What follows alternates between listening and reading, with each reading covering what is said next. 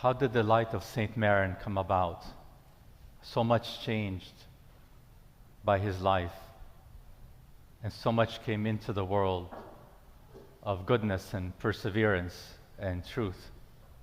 Who was he? It's important for us to look at the times in which he lived to understand what formed him.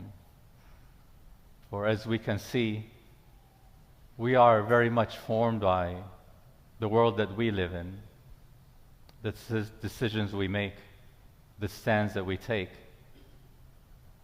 Just like we live in a very confused and torn world filled with animosity and how their faith was fed and nourished, all this came from one man. Saint Maron was born around the year 345. This is a very significant time in world history because if you recall, Christianity was severely persecuted, and it was Constantine, after he saw the sun in the sky, converted on his deathbed, but favored Christianity before that. And he made Christianity legal around the year 313. And it was his mother Helena who went on expedition to find the relic of the true cross. She had the faith, and perhaps she influenced him. Unfortunately, his son Constantinus followed the old way of the emperors.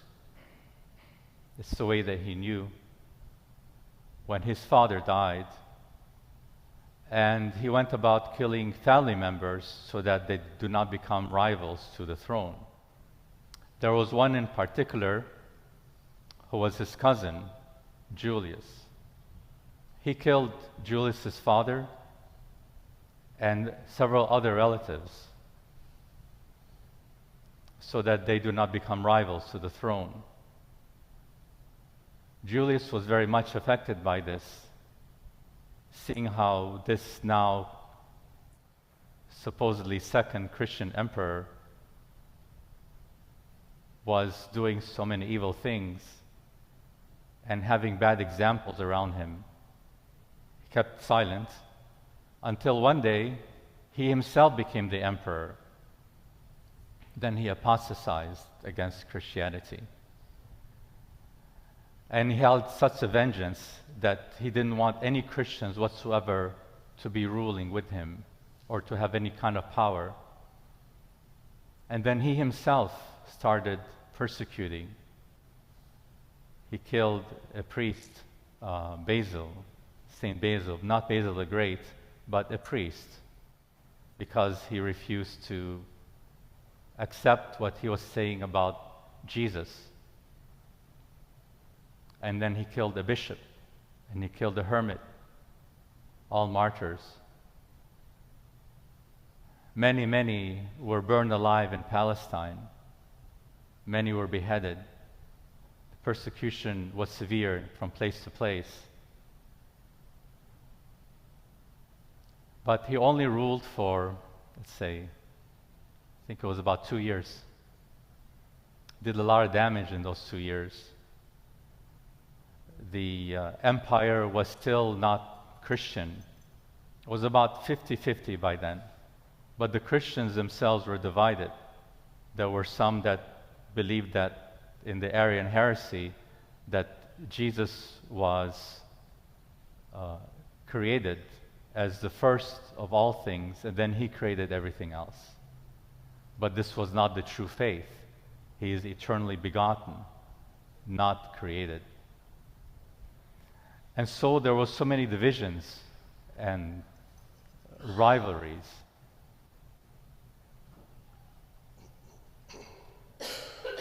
So Julian took a great vast army to fight against the Persians, because the Roman Empire and the Persian Empire were always at war. And the country we call Iraq today was always the battleground. If the Persians were winning, they would be taking it over. If they were losing, it would be closer to where Persia is today. and he gathered a vast army, and he went with the army to Antioch, and he crossed through Cyrus and through Syria, all the way to Edessa. He crossed with his army through the place where Saint Maron lived. He was probably 17 or 18 years old at the time. And for sure, he remembered this event.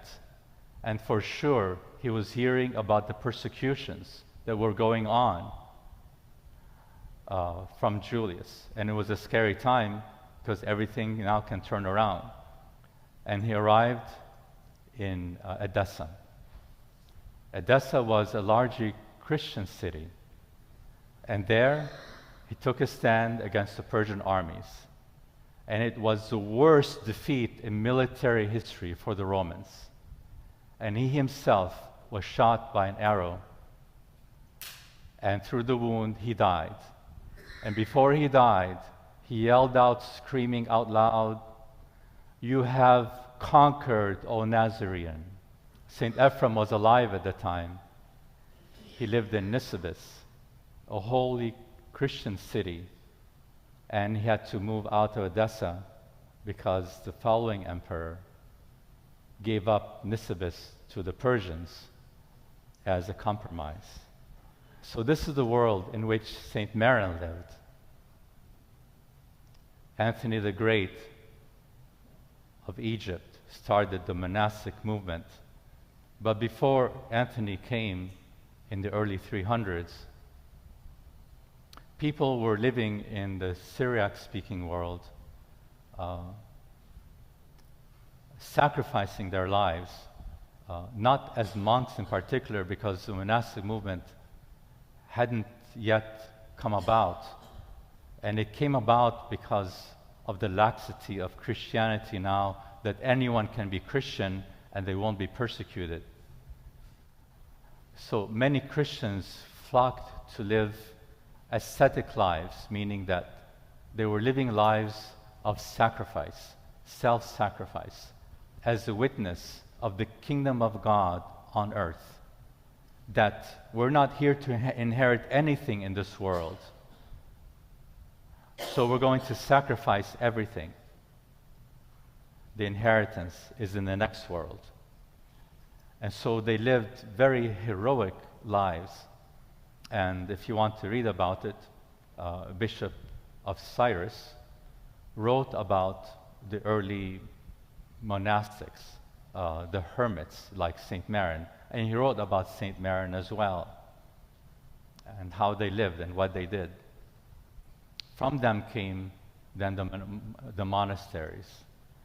And before them there was this movement called the Sons and Daughters of the Covenant, where lay people simply lived ascetic lives, heroic lives. Some even married, agreed to just live as brother and sister and just sacrifice their life like that. The movement became so great that so many thousands of people were living like this that laws began to be instituted so that they can't do that because they were afraid of the population decline. But the spiritual reaction to what was going on at the time was so great that it actually saved Christianity from just becoming so lax that it would disappear in the confusion of everything else.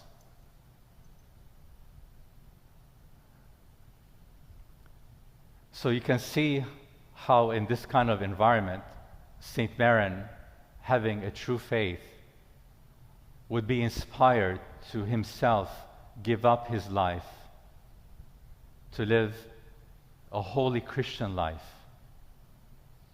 First, he went to study in Antioch, and he probably had as a classmate St. John Chrysostom. St. John Chrysostom wrote to him in the year 405, 5 years before St. Maron died. And he wrote to him as a friend, as if he knows him from long ago, asking for his prayers. Because by now, St. John Chrysostom, Patriarch of Constantinople, was exiled. So he was asking for his prayers while he was in exile. Tumultuous, everything was very tumultuous. And of course, St. Maron, he lived this life, people came to him, and it grew. And there's so much more to say, but as a result, here we are, and so many other of the churches around the world. And it was because of this seed that the Christianity that became strong was able to withstand the attacks of Islam that would come around 620. Soon after that, St. John Maron would be born, our patriarch, name of our church, who would be elected patriarch around the year 700. So he's about 250 years removed from St. Maron. But armies would form, and they would be defenders against the coming of the Islamic armies. And they were defenders of the West. And it was because of them that Christianity survived. So as you can see, the true faith remained in the world because of the faith of a few that chose to live as lights in the world. And so here we are, called to be lights in the world